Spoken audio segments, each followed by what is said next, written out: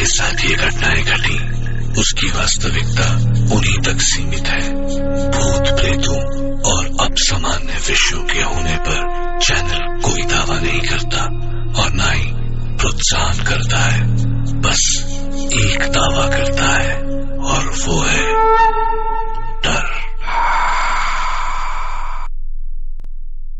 नमस्कार दोस्तों, मेरा नाम है जितेंद्र सिंह और मैं आपका स्वागत करता हूं हमारे YouTube चैनल में। दोस्तों, इस चैनल पर हम आपके लिए लाते रहते हैं सब्सक्राइबर्स की भेजी और बड़े बुजुर्गों से सुनी हुई दिल दहला देने वाली खौफनाक रहस्यमय कहानियां। तो चलिए सुनते हैं आज की कहानियां।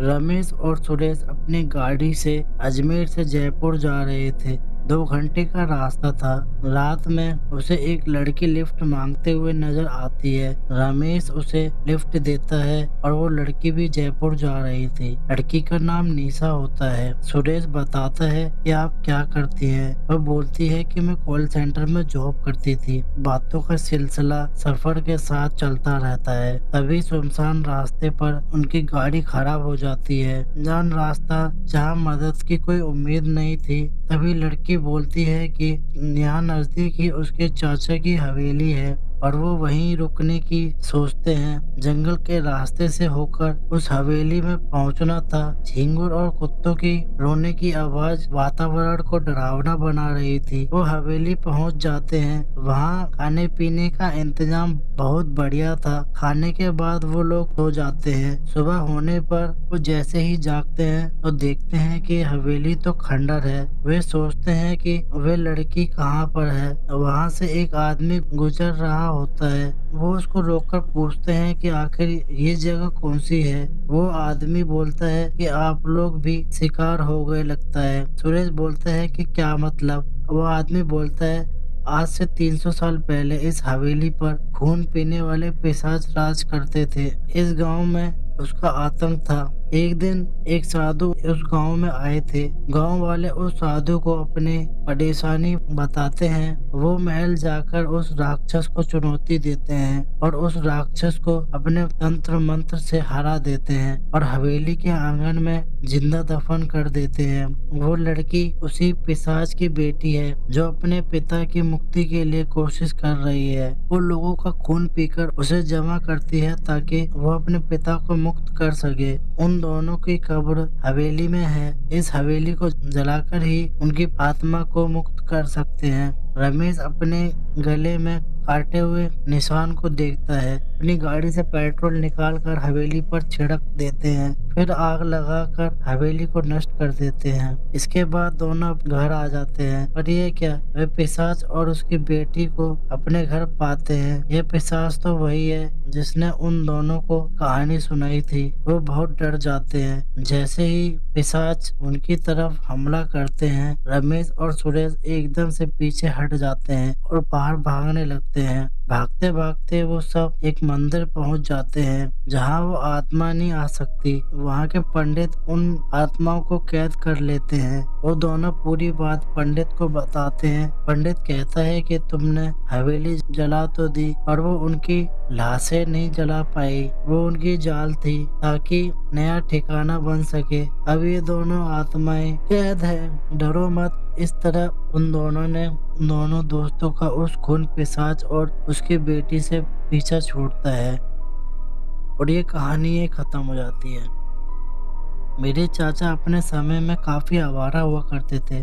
दिन भर दोस्तों के साथ घूमते रहते थे और रात भर 1 बजे से पहले कभी घर नहीं आते थे। घर वाले उनसे काफी परेशान रहते थे मगर उन पर समझाने का कोई असर नहीं पड़ता था। एक रात वे अपने दोस्त के साथ नदी किनारे घूम रहे थे। वहाँ एक अघोरी बाबा रहते थे। चाचा और उनके दोस्त उन्हें छेड़ने के मकसद से उनके पास बैठ गए। उन्होंने पहले तो उनके साथ बैठकर शराब पी, फिर इधर उधर बातें करके उन्हें परेशान करने लगे। बातों बातों में भूत का विश्वास छिड़ गया। दिया। चाचा ने बाबा से भूत दिखाने को कहा। पहले तो बाबा टालते रहे, मगर चाचा अड़े रहे तो बाबा राजी हो गए। उन्होंने उनके चारों तरफ गोला बनाया और कहा, बाहर मत जाना। बाबा ने मंत्र जापना शुरू किया। चाचा और उनके दोस्त उस समय मन मन मुस्कुरा रहे थे, क्योंकि उनको ये मजाक लग रहा था। अचानक छम छम की आवाज आई और एक औरत वहां आकर नाचने लगी। उसके बाद अचानक दो और औरत वहां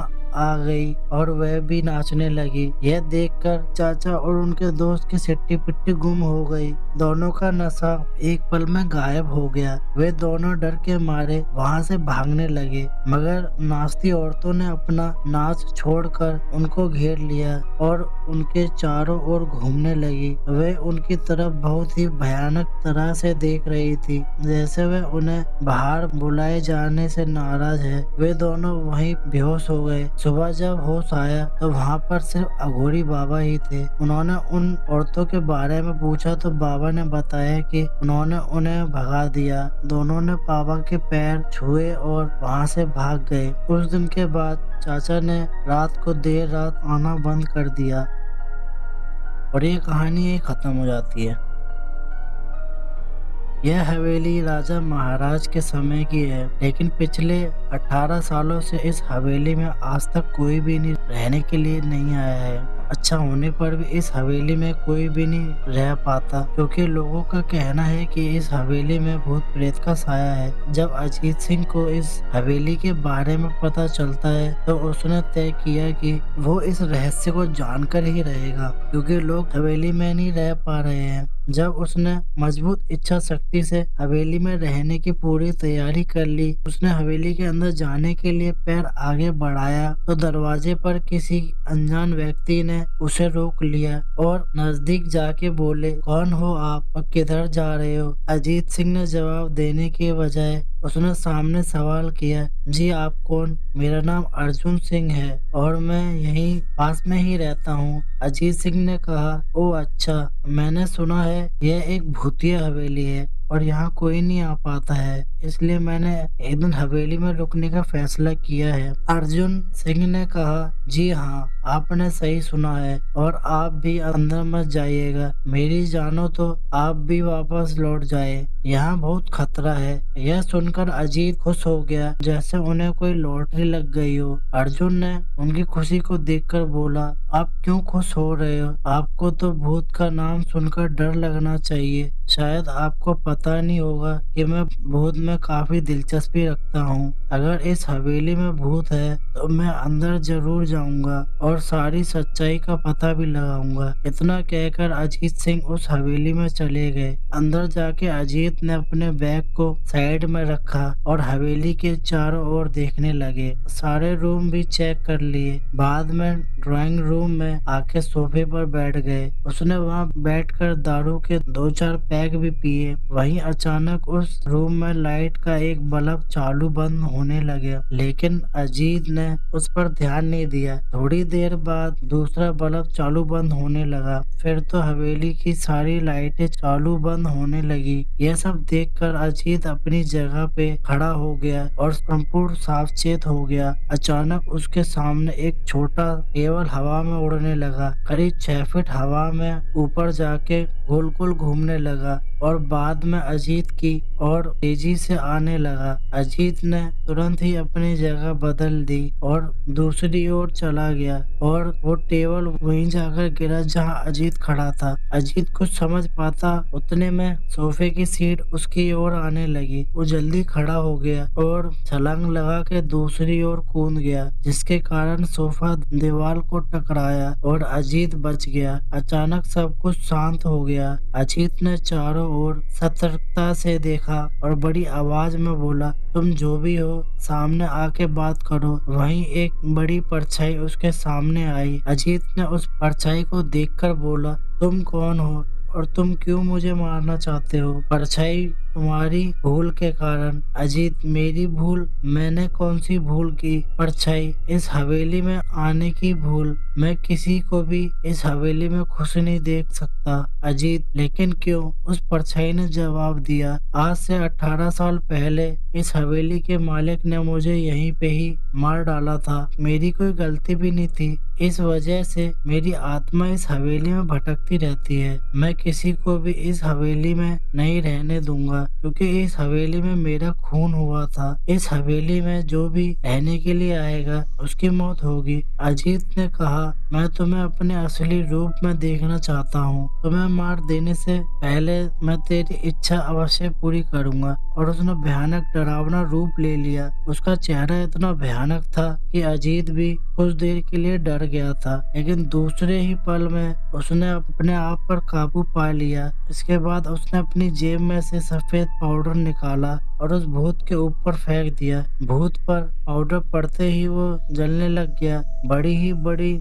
ज्वाला उठने लगी। वो बहुत जोर जोर से चिल्लाने लगा और बाद में पूरी तरह से जल गया। उसके बाद अजीत ने चैन की सांस ली और वहीं पर सो गया। दूसरे दिन सुबह जब अजीत को सही सलामत हवेली से बाहर आते देख अर्जुन को आश्चर्य हुआ। अर्जुन ने अजीत से पूछा, तुम कैसे जिंदा हो? तब अजीत ने उसे कल रात को घटी घटना को पूरी तरह से बताया और बोला कि अभी हवेली भूतिया हवेली नहीं। तो दोस्तों, ये थी आज की कहानियाँ। मेरा नाम है जितेंद्र सिंह। अगर आपको ये कहानियाँ अच्छी लगी हो तो हमारी कहानियों को लाइक करें, कमेंट करें और अपने दोस्तों के साथ फेसबुक और व्हाट्सएप पे शेयर करें। और दोस्तों, अगर आप ऐसी ही और कहानियाँ सुनना चाहते हैं तो हमारे यूट्यूब चैनल को सब्सक्राइब जरूर करें और बेल आइकन को ऑल पे सेट करना ना भूलें, क्योंकि हम ऐसे ही रहस्यमय भूतिया कहानियाँ रोज लाते रहेंगे। और आप हमें अपनी स्टोरीज भेज भी सकते हैं, लिंक डिस्क्रिप्शन में मिल जाएगा। और हमारी बाकी वीडियोस भी जरूर देखना। वीडियो पूरी देखने के लिए धन्यवाद।